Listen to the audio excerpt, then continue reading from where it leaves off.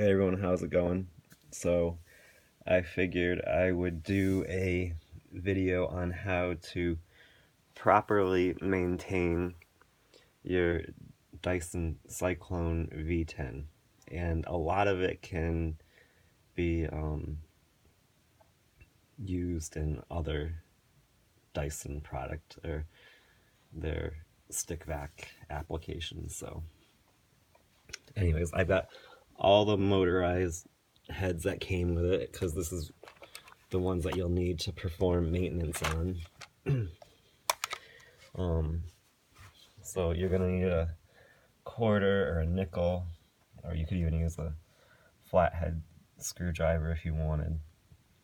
But at the very least, check and pick off any hair that's wrapped around the brush roll and throw it away on any of these. And if you live in a house where you don't get a lot of hair, or if you're like your significant other has shorter hair or whatever, then I guess you don't really need to proceed. But if you notice hair getting wrapped around your brush, then I would go ahead and every so often take them apart. But you just want to go ahead and look for any buildup or clogs or anything stuck in there. And if once you get that done, you're going to want to find the side that has the little indent right here, and you're going to want to put your whatever you use in the slot and give it a turn counterclockwise, and it should pop off like that. And you can just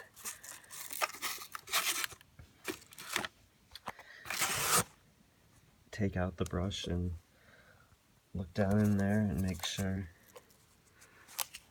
the side is okay. You just want to look for any hair buildup. And over here you can see I've got some dirt and stuff in there.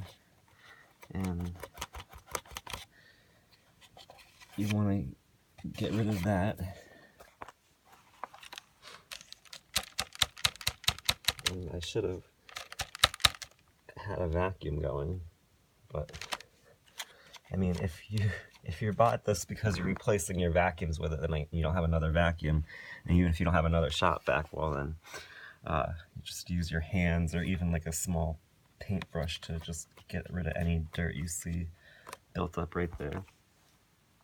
And then once you're done with that, you just go ahead and reverse the process. You just slide the brush roll in all the way, and then go ahead and replace the end cap. And on it has a flat side, which this flat side is going to go on the floor side. So it's pretty easy.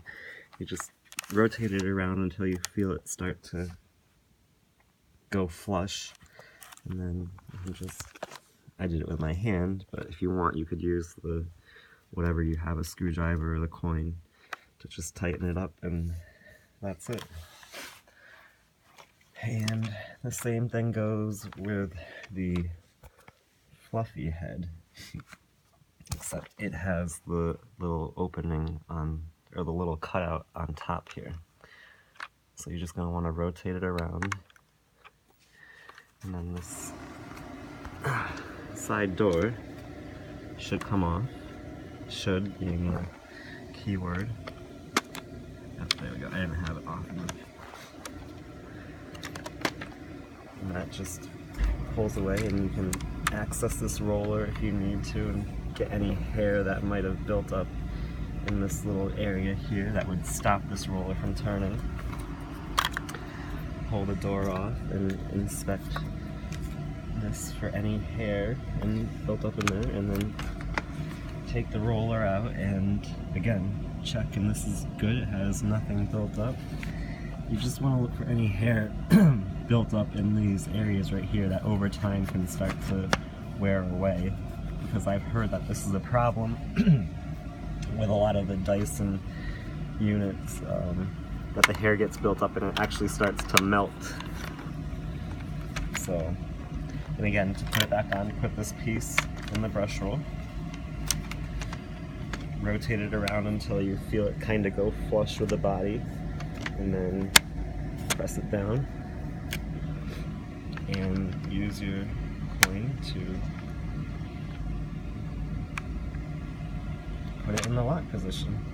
So there you go. So you want to push it past this little tab right here to unlock it. See how it kind of fits in that area nicely, then that you know that's unlocked.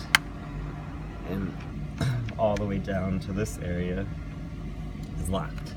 So that's the maintenance for your fluffy head. Now we'll move on to the little motorized hand tool. Again, find the side with the little cutout. Go ahead and twist it. And then if you just push on the brush roll, it should pop it right out. There's your end cap with the bearing. Again, remove any hair or anything built up in there. And you want to just, sometimes it's easier to push it out by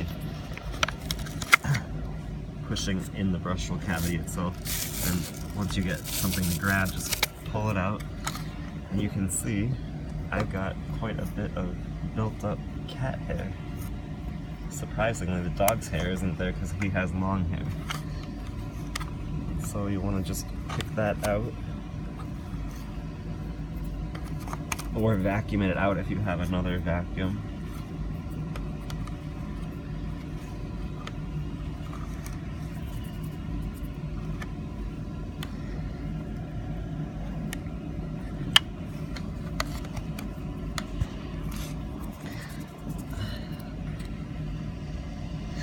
I'm noticing a design flaw here, and if I turn, let me try and get it in the light. When I turn the shaft here, it turns this plate on the bottom, and there's a small gap between this black piece that doesn't move and the bottom here that I feel like hair is gonna get kind of embedded in there that you can't get to. So over time, if this slows down, you might want to remove these screws on the side, which are Torx bit, and check it out. Because unfortunately, actually no, I was going to say the design of the brush puts everything towards the motor side, but it doesn't. So, or wait. No, it pushes it away to the other side.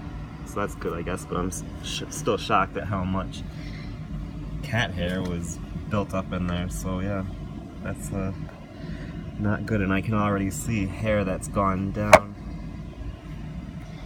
in that area I was talking about that I can't get to. So you want to check this again, clean off any hair. You can already see it's started to melt the brush roll and warp it a little bit. From just the little bit that I've used it, that's pretty sad actually. And there is quite a good amount of buildup on the other side here.